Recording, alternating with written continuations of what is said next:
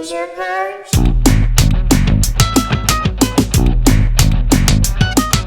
Binge and Purge.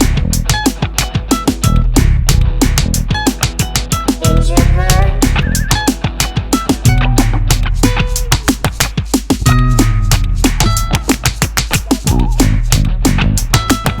Hello and welcome to Binge or Purge streaming reviews. I am your host, Dimo.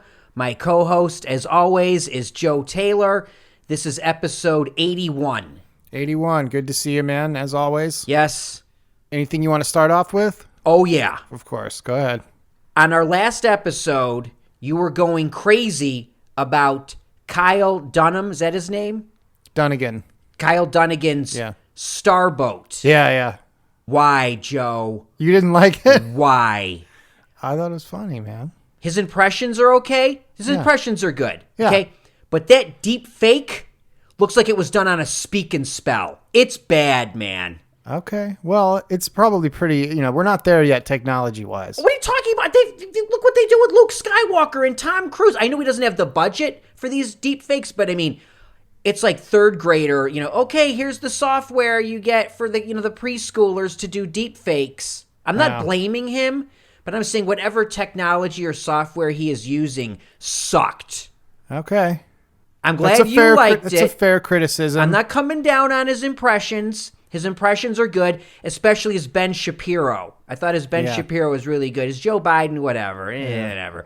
But, man, at 4 minutes, 5 minutes, there were 3 episodes. I watched all 3. The last one was 8 minutes, and by then I was like, oh, my God. It's too long. Too long. Yeah. But I did it so I could give you an honest review and tell you, no. So you think the Instagram... On Starboat. All right. That's what I had to. I had to just get that going because I was excited, and I got in the car. Right after you told me about it, I jumped on Instagram and I couldn't find it, and then I went to his page. I was like, I can't wait to watch it, and I was like, you got to be kidding me, dude.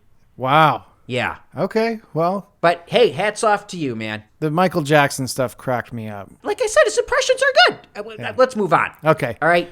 I wanted to, since you've already torn me down 5 seconds in, I'd like to lift myself back up and tell you that I listened to another podcast, which I won't mention because we're not in the business of promoting other podcasts. That's verboten. Yeah, but you probably already know what it is. But Paul Thomas Anderson, he was on there to promote Licorice Pizza, which I still haven't seen. Oh, we're going to get into that. Okay. I heard it's good. I don't know. I don't know anything about it. I like his other stuff. He was on this thing and he said, you know what the problem is right now? He goes, you got all these 98-minute stories that are getting turned into 12-episode series, and they're just way too long. And I said, where have I heard that before? And then I remembered it's from me about 1,000 times. Yes, so, and I agree with you. Yeah. We're getting paid back for this COVID stuff, everything being on hiatus for a year and a half, because whatever they could record, they were like, stretch it out. Stuff that probably was planned on being a movie, I think maybe got turned into a series just out of necessity. So I don't know if that's true or not, but could be. Me and PTA, man, on the same page. I'm not on the same page as him, and you'll see why later. Okay. What he's saying, I'm going to spin it. Well, we'll get to it. Okay. We'll get to All it right. when we're going to do an Oscar little recap later, and we'll get into Licorice Pizza. Okay. Okay? All right. Sounds good. But let's do a review. Yeah. Speaking of things that should have been truncated, okay? I have Pam and Tommy, the story of the illicit sex tape in the mid-90s. You know this, right? This is the Hulu thing, right? This is on Hulu. Yeah, I know about the tape, yeah. Of course you know about the tape. It says 8 episodes, should have been 6. The first 3 dropped at once, and they were fantastic. I was like, this is great, but they peter out. No pun intended, or pun intended. Okay. By the time we got to episode 8, I was like, oh my God, are we finally done? I would Tuesday would come around and I'd be like, oh great, another episode of Pam and Tommy. Let's wrap it up. So it was 8, but it felt like 10 and a half? This could have been done in 4 to 6, yes. You get it? No, 10 and... but I'll throw in the, yeah. Now, who's in it, you might ask? Obviously, it's Pam Anderson and Tommy Lee, played by Lily James. I was not familiar with her work. I guess she's from Downton Abbey. She's British. And Sebastian Stan, he plays Tommy Lee. And then Seth Rogen plays the guy who stole the sex tape. Also, Nick Offerman is in it for a little bit. He doesn't have the big a part as it was plugged. And then Taylor Schilling, she's as a supporting part as well. The performances in this are good. Not just good, great. Lily James and Sebastian Stan nail their parts. There's another one for you. Nailing it, right? Welcome to Binge or Pun. Yeah. Dick jokes. They never get old. They just get soft. Oh, boy. I know. I'm sorry. I'm going to cut all this out. Let me edit this one, would you? Yeah, I will. Now, did you see the sex tape back in the day? No. I mean, I've seen little clips of it on TV, so I don't even know where to find it. I guess it's probably out there on porn sites or something. I've never actually seen it, though. When I worked on Beverly Hills 90210, we all watched it. My boss was like, hey, come in here. I got the tape. I'm like, what? Now, he had a bootleg of a bootleg of a bootleg, so it was in black and white. And it was a tape, probably. Yeah, it's VHS. Wow. If you watch the show, the whole thing is about the fact that, like, it's the dawn of the internet era. So, I mean, everyone's just like VHS tapes, but now it's like, oh, they're going to put it on the internet. The what? The internet. How do I get to that? Well, you type www. It's like a running joke about the fact that, like, the internet is going to become this thing and no one really knows how to operate it. But you watched it on half-inch VHS. It's more like it. Oh, my God. What can I say? It started out great, man. It really did. It had an energy. The first 3 episodes were directed by Craig Gillespie, who did I, Tonya, and Cruella, which I said I really liked. He's a good director. His stuff is very entertaining, and the first 3 that he did are great. Then when they go week to week, diminishing returns, man. It just gets way too serious. I don't want to say that it's like it gets bad. It just doesn't maintain that energy level. And like I said, by the end, you're like, can we wrap it up? We know what's going to happen. You know the history. The only thing you really learn is the fact that, like, it really weirded out Pam Anderson. Like, she had a real big problem with it. Tommy Lee, not as much. He just had to deal with the fact that Pam was so upset. And, Tommy Lee is out of control at every moment, and he's a hothead. Yeah. I have a story about that, but I'll get to my notes on when you're done. Okay, hold on. Seth Rogen is really good in it, playing a sad sack loser. He does a great job. Like, you really don't see, like, that's my bad Seth Rogen laugh. It's not that bad, surprisingly. Like I said, the acting is great. I just feel like the writing just doesn't support it. It was created by Robert Siegel. Now, he wrote The Wrestler, which I really like, and The Founder, which is about McDonald's. Yeah. I think we might have discussed this in previous episodes with Michael Keaton. That's a really good movie. I don't know, man. The writing just gives way here, and it doesn't really have much of a payoff. I wanted to end. Maybe it would be more enjoyable now that they're all out and you can just binge it all at once and maintain some kind of momentum. But I'm still going to say Pam and Tommy on Hulu is a binge.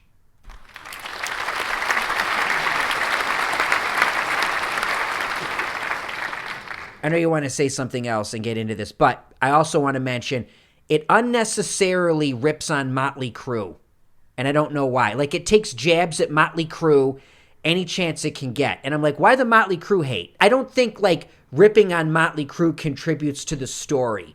Like, in the end, they're like, oh, here's Motley Crue's latest album, and then it's at the record store, and then someone's taking it and, like, dumping them in the discount bin. And I'm like, is that necessary to what we're doing here? I won't stand for it. I like the Crew, okay? Yeah. Did you hear about this whole thing, though, with him and Nikki Sixx and Eddie Vedder? No. How they've been having a Twitter war? No. And talking shit about each other? No. Anyway, because, Motley Crue resents Pearl Jam and the whole grunge movement. Here's the thing. I like Motley Crue and Pearl Jam. You can like them both. You don't have to be like this, like, one or the other. I don't know if you knew anything about this. Just checking. No, I don't go on Twitter because I have a life and stuff. But 2 questions for you. Yeah. So other than this being based on a true story, obviously, was there source material? Was this based on someone's book or memoir or something? It was based on a Rolling Stone article. Okay. Which leads to my second question. Was Tommy Lee or anyone else involved with this? Or are they against it? Or just, we don't know? Pam Anderson wanted nothing to do with it. She's in no way involved. Neither is Tommy Lee. However, Tommy Lee said, yeah, go for it. Right. Pam Anderson was like, no. I want nothing to do with this. Which is weird because she comes off the best in this. She comes off as the most caring and understanding and, decent person in this whole show. Because it's mostly filled with a-holes. Right. Like, you start off being sympathetic to Seth Rogen, but by the end, you're like, dude, what the hell's wrong with you, man? You deserve all this crap that's happening to you. Yeah. Okay, here's what I thought about it. Oh, you watched it? Some of it. Oh, good. I didn't get very far. Okay. Red flag number 1, about halfway through the first episode, I realized that Seth Rogen was the most likable character on the show. Yes. So now we're in upside down world or whatever. I thought he was great. I thought the acting was great. I've never seen either of Tommy Lee or Pam, the actors that played them. I've never seen them before. What are you talking about? Sebastian, you don't watch Marvel movies. Never mind. No, okay, and he's I the don't Winter watch... Soldier. Never Okay. mind. I get it. Sebastian Stan, though, he works a lot, man. Okay, well, good for him. I thought all of that was fine. Thought it looked cool and everything. They did a good job of making it look like the 90s in LA. By the way, can you imagine living on like Sunset Boulevard and every time you walk out of your apartment, it's like, oh, I see the art department has changed it to the 70s this weekend. We see it all the time. We drive down that Guitar Center, or the Tower Records turns into a Guitar Center and then back, and then there's buildings there that they just CGI back to the way Well, they have were. to. The whole place is being destroyed. Yeah, it's like a Chase Bank. It's awful now. Yeah, it's just... the Viper Room's closing, right? Yeah. Yeah. Yeah, That's so- going to turn into like luxury condos or some, I don't know. They say, oh, we're still going to have a music venue aspect. I'm like, oh, give me a break. No. If it's not painted black walls and people, Dying. partying. I was going to say partying, but anyway, yeah, that whole part of town's just turned into a big strip mall. It's sad. But like I said, they have no problem recreating it for all these retro shows. Anyway, what I was going to get at, I hated it because I thought that his character especially was such an a-hole. Yeah. I was like, why do I want to watch this? This guy is garbage. And now I don't know if he really is a garbage person, but I do have 2 stories for you really quickly. Go. Okay, so I used to work with a guy who moved out here from Minnesota with the amazing Jonathan. And I think I brought this up when we reviewed his thing. By the way, R.I.P. Yes. He passed a couple weeks ago now, I think. Yep. So he was great. Very funny. So this guy moved out there. He also worked with Tommy Lee. And Tommy Lee used to have a bar in Hollywood. And apparently one time showed up and for whatever reason was unhappy with how the business was being run or whatever. And smashed just about all the liquor bottles behind the bar, which is not good for profit margins, but apparently very explosive personality. So whatever this was drawn from, they must have gotten it right. And there's another story I'll tell you off the thing. It's a little more graphic now. No. Do it.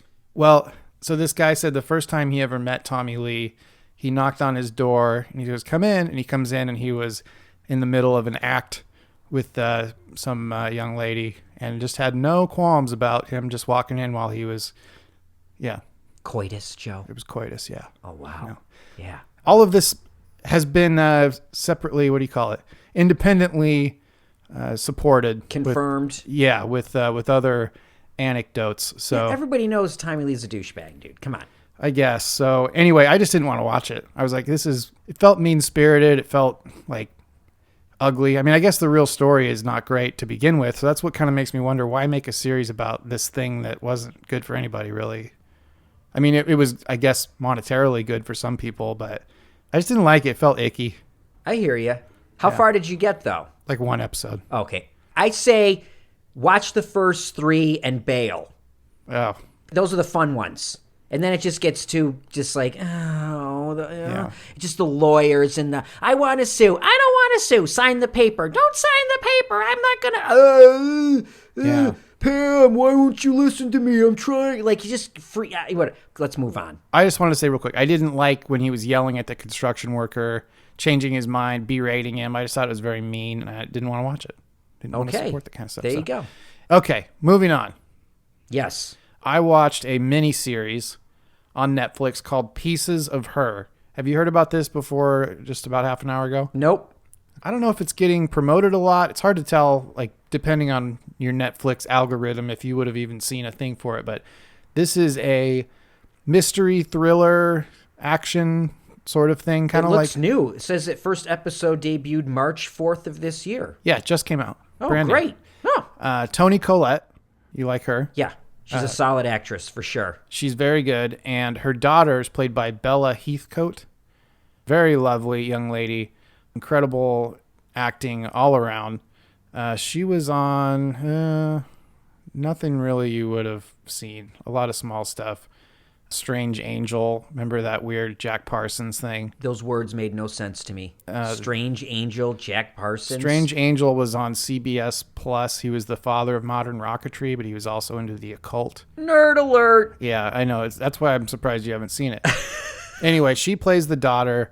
There's a lot of mystery. Like this, I don't think was based on a book. I'll bet the book would have been good. Visually very cool. Some fighting. She starts to learn some secrets about her mother's past.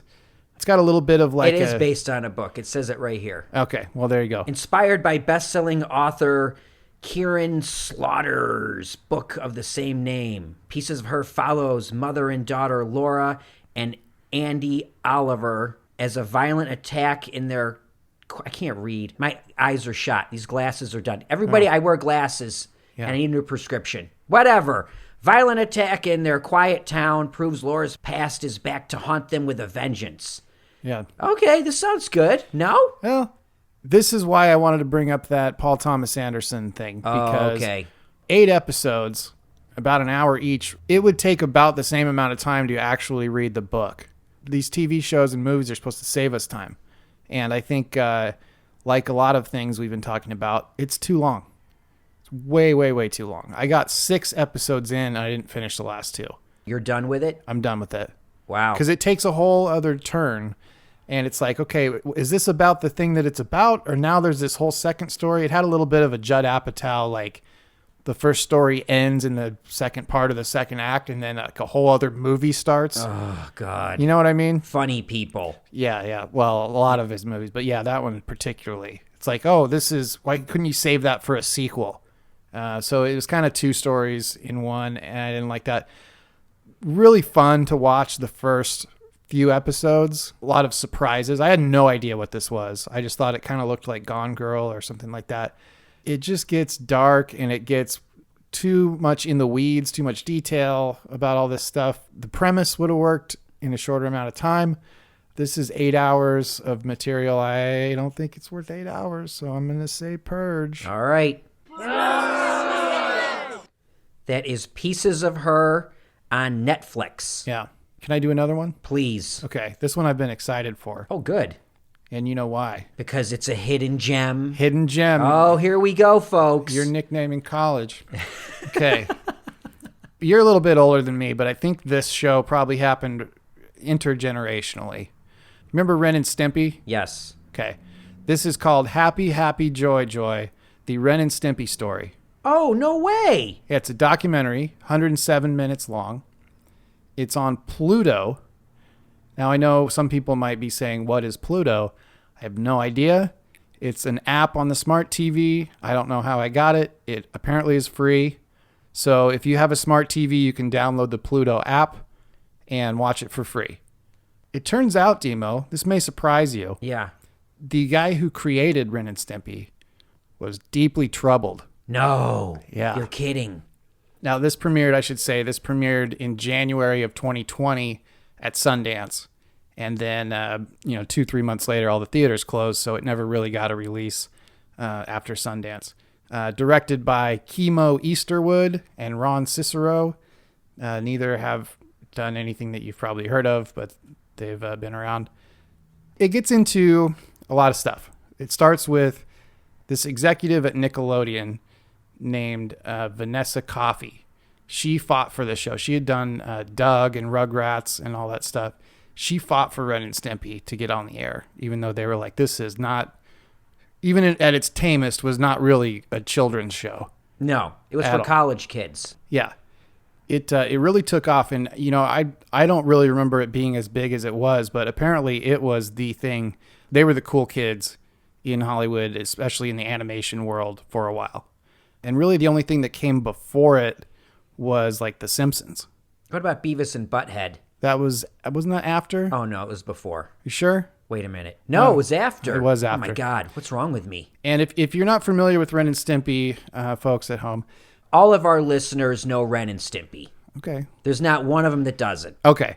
Well, then you'll remember that the thing it really had going for it was the visual comedy, the extreme close-ups, Ren shaving Stimpy's tongue. I just remember the snot. Oh, snot. The close-ups of the snot in the nose, and then Yeah. Log. Remember Log? It's Log. It's Log. It's better than bad. It's good. Yeah. Like Civil War Log, where they cut. Oh, yeah. Yeah. I remember all of it. Yeah, and they had a character named George Liquor who was always drunk. A lot of stuff that certainly was not for kids. A lot of gross out humor. Made The Simpsons look pretty tame at the time. I mean, Eat My Shorts, Bart Simpson, that was a big deal back in the 80s or whatever. And then when this came out, it just blew all that out of the water. And, they talked a little bit about stuff that came after it. Beavis and Butthead, for example, all the way up through one of our favorite shows, of course, South Park. Of course. It sort of paved the way for animation to get away with things that certainly wouldn't fly coming out of a live human's mouth. So they talk about that. Most of the thing centers on this guy. Oh, here's a name for you, Dimo. I can see it right now, and I'm not Go even ahead. going to go No. for it. Ready? Are you ready? Okay, let's John. Oh, God. Nope. I'm going to go with Chris Falusi. Okay. Sure. I don't remember if they ever actually say it in the doc. They all call him John K. Yeah, I would. John K. Great. Yeah. Awesome. So Because he, holy cow, that's a terrible name. yeah, it's like it changes direction in the middle.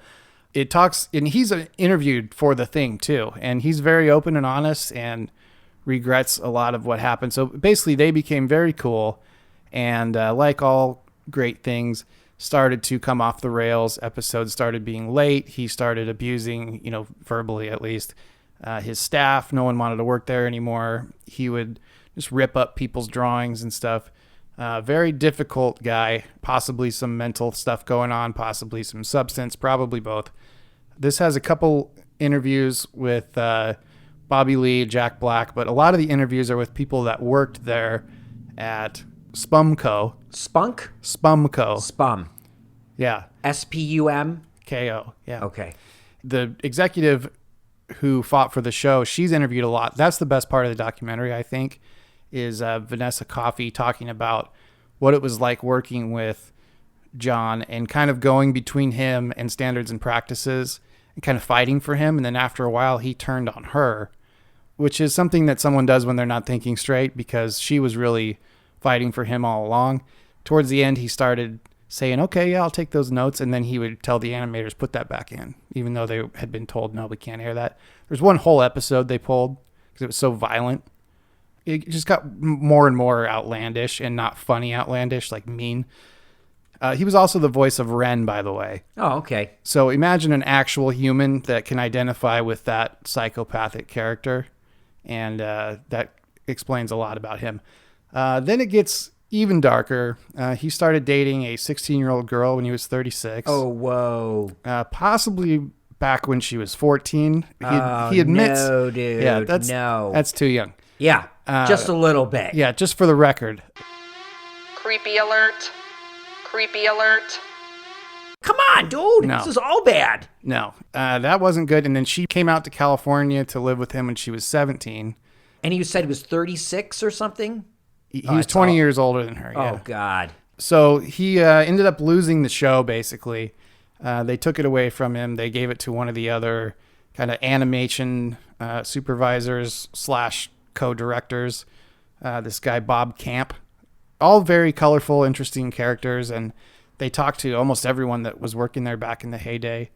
Very cool. One other thing I want to mention, there's this animator there named, he went by Bill Ray, W-R-A-Y.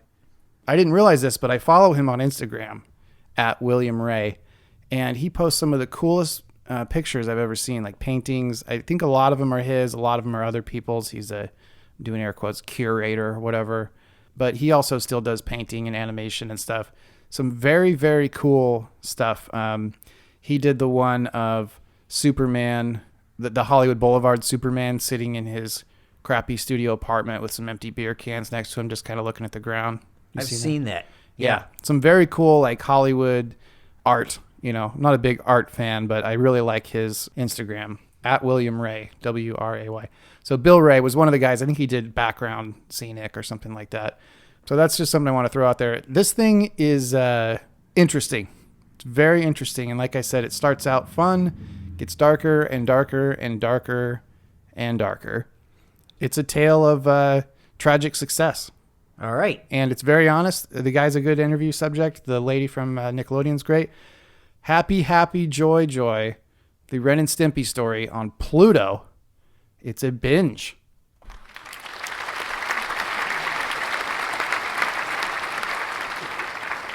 Great. I got to figure out a way to find Pluto. I think it's right on my Fire Stick. I think it's just there. Probably. I think I scroll by it and I'm like, Pluto, what the hell is that? Yeah. Don't they have like the James Bond movies on there too or something? I have no idea. I think maybe. As of January 1st, 2022, the free James Bond movies on Pluto are gone. It's got some free TV on it too. Okay. What else you got? I have a movie. I have a good movie. I have something that I'm happy to review. Oh, good. Yes. It's up for Best Picture. 1 of 10 up for Best Picture this year. Okay, we're going to Were get there into 10 that. movies this year? 10 movies up for Best Picture. They filled the maximum that they could. I mean, were there 10 movies that even came out this year? These are the 10. Okay, they all got nominated. This is it. They all got nominated, except for Spider-Man No Way Home. That didn't make it. I'm not getting into that, okay? I know you don't give two shits, but why didn't Spider-Man No Way Home get nominated? Because they're not going to nominate it, all right? They're not going to do that. The Oscars nominate things that are long and drawn out and typically boring and artsy. That's how they are, folks. True. All right? But they did expand the category from 5 to possibly 10 to allow for movies like that. But what do? They just fill them with the same kind of movies. So when you had the 5 like artsy fartsies, now it's 10 artsy fartsies. You know what I mean? Right. They didn't really work out to their advantage. They bring in the common viewer. That's not my point. The point is, I have a great movie to review. It is exclusively on Apple TV Plus. It is CODA. Have you seen it? No, it looks really sad. It's not sad. It's moving. It's heartwarming. It's great. Now tell people what CODA means. CODA means Child of Deaf Adults. That's the acronym. Right. I have it written CODA. down. Got Yes. And it's also about music. CODA is in music. Yes. So it's a double meaning here, Joe. They're really going all out. This is 1 hour and 51 minutes. It's a remake of a 2014 French film, and this is a co-production of the United States, France, and Canada. It's international now. It stars Emily Jones, Troy Kotsur, Daniel Durant, Marlee Matlin, and Eugenio Derbez. It's Eugenio Derbez. He's a huge star in Mexico.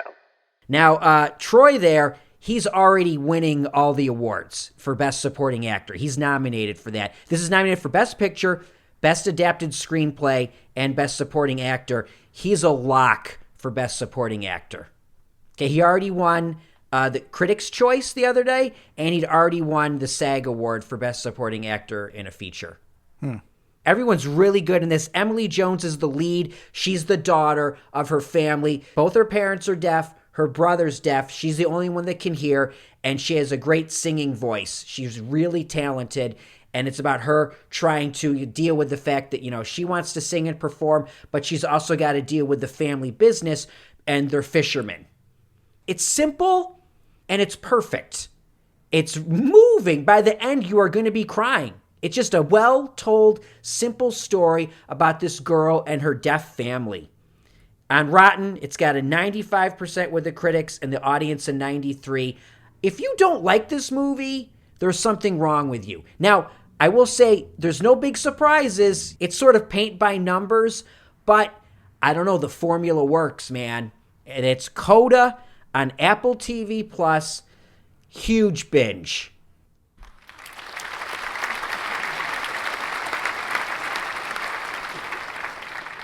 I have a couple of follow-up questions. Yes. I have heard this was good. Is it anything like that movie, Sound of Metal, or completely different? Totally different tone. Okay. Totally different tone. That's someone who's going deaf and dealing with the fact that he's losing his hearing, and which, by the way, Sound of Metal's great. Right. But this is more of a feel-good. Okay. It's a very positive movie. Second question. I'm going to put it this way. Okay. It's just like normal people trying to live their lives who happen to be deaf. Okay. Second question. Yes. So the word coda in music you alluded to, that means kind of the winding down or conclusion. Does that have something to do with the theme of this story? I don't think so. Oh, I think it's okay. just, it's like a musical term, and it's, like I said, an acronym as well. Sorry, Dimo, but I think it alludes to the family ending a chapter of their life together and starting a new one. All right. Well, CODA on Apple TV, Demo says Binge. Yes, I do. And apparently the Academy says Binge, too. Yes. Now, the Academy Awards are coming up very, very soon. I don't know if you're going to hear this before or after, but I just want to go over what's up for Best Picture. I'm not going to get into actor, actress, supporting, any of that. I just want to say I have now seen 8.5 of the 10 Best Pictures. I already said CODA. Okay, you know how I feel about that. Mm-hmm. I have not seen Belfast, the Kenneth Branagh movie in black and white. I have the screener. I haven't gotten around to it. I will see it. I have seen half of Steven Spielberg's West Side Story. I got another hour to go. I watched the first hour last night. It's pretty good. It's not great, though. Check this out. One reviewer, back when it came out in theaters, he goes, "This is Spielberg's best movie since Jaws." What? Best movie since Jaws? Blasphemy. Now, absolute blasphemy. Now, hold on. He didn't write. This is a play. This was a musical, Broadway musical. It's a remake. Yeah, so he didn't write it. Who said what? No, hold on. I'm going somewhere. So really, he just directed a film version of a Broadway play. Yeah, but Tony Kirshner did the screenplay and updated it. Even though it still takes place in 1957, it's still a period piece. He updated the screenplay. And it's good. Look, it's visually very interesting. You know what I mean? These are not binges or purges, by the way. I'm just telling you what I think of what's out there. I'm moving on, though, okay? Wait, Steven Spielberg also directed The Color Purple, another Broadway play. Also based on a book. It was a book, then a movie, then a musical. All right. Now, here we go. Last episode, I was like, you want me to get excited about The Power of the Dog? You want me to sit through that? Yeah. Well, guess what, Joe? I did. You watched it to the end? I watched the whole thing. And I'm going to tell you, man, I didn't hate it. Really? The first hour, you're like, dude, there's no way I'm going to finish this movie. There is no way. And the second hour, you're like, hey, this is pretty good. Oh, man. Sam Elliott's rolling in his grave right now. Sam Elliott is rolling in his grave. But I got to tell you, this was interesting to me. It's beautifully shot. Cumberbatch is great in it. You saw this, right? You watched the whole thing? Yeah. Okay. What did you think? I didn't know if they forgot to bring the script to set. Nothing happened. What are you talking It about? was just this tension, like something's about to happen, and then it's like... But something does happen. Not really. I mean, not what you thought was going to happen. That's what I liked about it. I didn't know where it was going. Look, I'm not saying, oh my God, The Power of the Dog is everybody should see it. But I guess I went in thinking it was going to be an absolute slog, just, oh my God, so pretentious. And by the end, I didn't feel that way. I was involved with it. Wow. I thought it was terrible. Really? Yeah. I can see that. I can see why you think it was awful. By the way, did you notice the music? The music sounded just like There Will Be Blood. Oh. And then I get to the end credits, and it's the same guy that did the music for that, did the music for this. It's Johnny Greenwood from Radiohead. Huh. Okay. Paul Thomas Anderson. What did he have to say? Remind us. He said that these things are too long and that they should be shortened. Yeah. This guy has the audacity to say that when Licorice Pizza goes on way too long? Are you kidding me? The movie has no direction. It has 2 good performances by the leads. The rest is a pointless mess. Takes place right here in the San Fernando Valley. For sure. I saw it being filmed. Me and my girlfriend we got to watch it. We saw the whole gas station scene being filmed with Bradley Cooper. You're like, is Bradley Cooper going to be in this or not? And then Bradley Cooper's in it, and you're like, why is Bradley Cooper in this? Pointless. Sean Penn is in it. Why? They have these little cameos. They just make no sense. Licorice Pizza sucks. Wow, okay. Yeah, you did a good job creating the 70s. Hats off to you. It's still a pretentious mess. Okay, let's plow through the rest of this. Okay, here. Nightmare Alley. Saw that. Yeah, I saw Guillermo that. del Toro. Too long. Another movie that is too long. Drags in the second act. Looks great. Didn't add up to anything, man. Sorry. Yeah. King Richard. Will Smith. Good. It's good. Okay. He's good in it. Sure. Worth watching. Not Oscar Best Picture worthy. Okay. Dune. Not a complete movie. Can't go with Best Picture because it's half a movie. Part 2 is going to get made. Perhaps part 2 will be great and they'll go, okay, we're going to give you a collective Oscar now if it's that good. But as it stands, while I really like Dune, you cannot honor a movie that's half a movie. I agree with that. Right? Don't Look Up. You saw that. Netflix. Yeah. Burned Out on Re-Entry. That movie came and gone by the time New Year's hit, right? It came out at Christmas. Everybody talked about it for like 7 days. And then it was like, been there, done that. Too many frou-frou actors in it. You know what I mean? Too many cooks. Yep. We have like 18 Oscar winners. Too many characters. Too many characters. Too all over the place. Okay, here we go. I saw Drive My Car. Foreign film. Japanese. 2 hours and 59 minutes. Oh, boy. Okay? I saw it in the theater, dude. The next day, it was available on streaming on HBO Max. Oh, whoops. But guess what? That's not a whoops. Because if I tried to stream it, there is no way humanly possible I would have finished it. No way. So we're in the theater with my buddy. There's only 2 other people. They're sitting up front. We decided to go in the way, way back, which is good. Because I had to go up and stretch. Okay, I had to move around. I had to change positions. I did Pilates during this movie. Okay, jumping jacks, calisthenics. I did it all to keep myself going. Oh my God, man. I went in knowing nothing other than it's called Drive My Car and it's going to be in Japanese. Guess what? Some of it is also in sign language. And it's all subtitled. Even the sign language is subtitled. It's all subtitled. Yeah, it's all subtitled. There's very, very little English in it. I think there's no English in it, to be honest with you, man. Okay. There are several listeners to our podcast that think this is one of the best movies of the year. I'm not going to say they're wrong.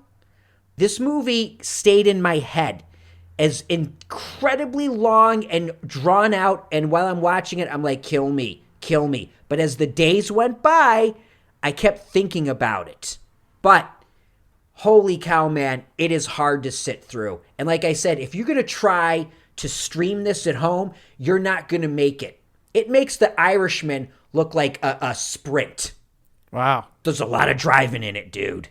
If you're so inclined, there's rehearsals for a Chekhov play. I don't know if you love your Chekhov. No. But boy, you better be up on your Chekhov because there's a whole thing. They're going to do the read through, the table read. Then they're going to rehearse it in the park. It's all about, did you ever really know someone like you think you know them? There's all these themes in it that are like very deep and personal and well done. But oh my God, dude, 3 hours, man. I never would have gotten through it if I wasn't forced to by the fact I was in a theater. Was it like hot out that day and your air conditioning wasn't working? Is that why? No, I was like, I want to see it. A couple friends said, hey man, one of the best movies of the year. So I went, my friend wanted to see it. I did it. I feel like I should get like a merit badge or something for sitting through this. But like I said, sticks in your brain. Even though while you're watching it, you're like, kill me, sticks in your brain. Wow. Now, to wrap this up. Yeah, I'm sorry. I know I've been going nuts here. No, that's okay. We had to do a little bit of a commentary on this. What do you think about the foreign films being able to also be Best Picture? Like, remember Parasite won both. Yeah. I'm cool with it, man. You are? Yeah. If a movie is worthy, it should win whatever it can. Now, could Who Framed Roger Rabbit have won Best Animated Film and Best Picture? Not that it ever would have been nominated for either, but are we just nominating things for anything they qualify for? I guess, but there was no animation category for Who Framed Roger Rabbit when it was released in 1988. But you get... Wow. I get your point. Yeah. I don't know. I don't like the crossover. I think it's one or the other. I don't have a problem with it. I think a good movie is a good movie. Now, Drive My Car is obviously going to win Best International Film. It's a lock because it's not going to win Best Picture. Now, to sum it all up, here's what I'm going to say. If I am a voting member of the Academy, I'm going to go with CODA. It's not epic. Here's what I like in a Best Picture, okay? 2 things. Technically brilliant. Maybe it pushes the boundaries. This doesn't really do that, but none of these other movies are really like, wow, incredible. You know, even Dune and West Side Story, they're great visually and technically, but it's missing something. They also have to have an element where it moves you. You have to be emotionally involved with it. That, to me, those are the two things that qualify for a movie to win Best Picture. That doesn't happen on this list. It doesn't really happen on this list. I will say, though, CODA moved me. And for that reason, and like I said, I didn't see Belfast, and I've seen half of West Side Story. But having seen everything else, I think CODA should win Best Picture. I don't think it will. I think it's going to go to The Power of the Dog. They must have an incredible publicist. Do I think it deserves Best Picture? No. But it's a kind of a beautiful movie in a weird way. Hate on it all you want, man. I get it. I'm not saying you don't have the right to think The Power of the Dog sucks. I just thought by the end, though, I was like, okay, this got interesting. All right. Can we move on? I'm done here. Speaking of things that are too long. This podcast. Episode 81. Hey. Yeah. Oh, my God. Hey, I'm sorry, folks. Forget about today. Please tell your friends about this podcast. Anyway, we really appreciate you guys spreading the word. Send us emails, bingeorpurgepodcast@gmail.com, Instagram @bingeorpurgepodcast, Twitter @bingeorpurge, Facebook /bingeorpurge. Yeah. Let's wrap it up, though. Quick summary. Yes. Pam and Tommy miniseries on Hulu. Dimo says, watch the first 3 and then bail. That was a binge purge. No, it's a binge. I could have purged, but I binged. Okay. I talked about Pieces of Her way too long on Netflix. Watch something else. That was a purge for me. Hidden Gem. Happy, Happy, Joy, Joy. The Ren and Stimpy story. It's dark. What did I say? Did I say binge or purge? You said a binge. Yeah, it's a binge. It's kind of long for a doc, but it is good. And especially if you like Ren and Stimpy, it'll remind you of all these scenes, and you'll say to yourself, my parents let me watch that when I was 14 or however old. So that was good. And then finally, one of Dimo's biggest recommendations so far this year, CODA. Yes, absolutely. On CODA. Apple TV Plus, Yeah. up for Best Picture. I would say it should win. It probably won't, but watch it regardless. Win, doesn't win, watch CODA. That it? That's it, man. As always, we want to thank Just the Facts. You can follow Just the Facts on Instagram @TheJesseGreer. That's Jesse with a Y. So for Joe Taylor, my name is Dimo. This has been Binge or Purge Streaming Reviews. Thank you so much for listening, and we'll see you next time.